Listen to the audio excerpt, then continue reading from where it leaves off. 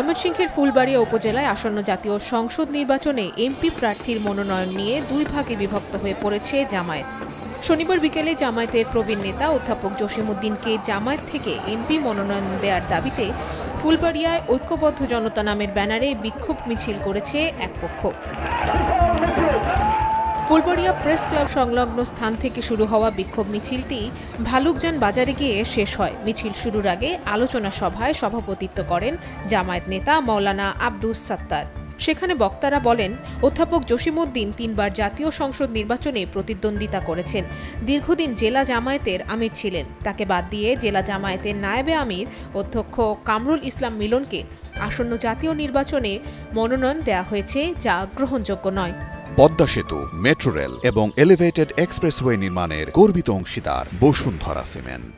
আমরা বলে দিতে পারি, ঢাকা বিশ্ববিদ্যালয়কে যদি আমরা জয় করতে পারি, জাহাঙ্গীরনগর বিশ্ববিদ্যালয়কে যদি আমরা জয় করতে পারি, আমরা বাংলাদেশও জয় করবো ইনশাআল্লাহ। মানুষের পরিচিতি অর্জন করেছেন, ভালোবাসা অর্জন করেছেন সকল স্তরের মানুষ, যার জন্য উন্মুখ হয়ে আছে।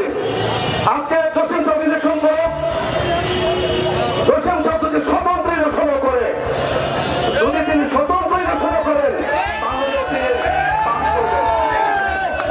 এ সময় তারা অধ্যাপক জসিমউদ্দিনকে এমপি মনোনয়ন দেওয়ার দাবি জানিয়ে বলেন, আমাদের দাবি পূরণ না হওয়া পর্যন্ত আমরা আন্দোলন চালিয়ে যাব। এদিকে গেল শুক্রবার বিকেলে এক সংবাদ সম্মেলনে অধ্যাপক জসিমউদ্দিন বলেন, যারা বিক্ষুব্ধ হয়েছে তারা আমাদের নেতাকর্মী, তাদের কথা আমাদের শুনতে হবে, তাদের ওপর অন্যায় করা যাবে না। অন্যদিকে বিক্ষোভকারীরা জামায়াতের পদধারী কেউ না বলে মন্তব্য করেছেন মনোনয়নপ্রাপ্ত কামরুল ইসলাম মিলন।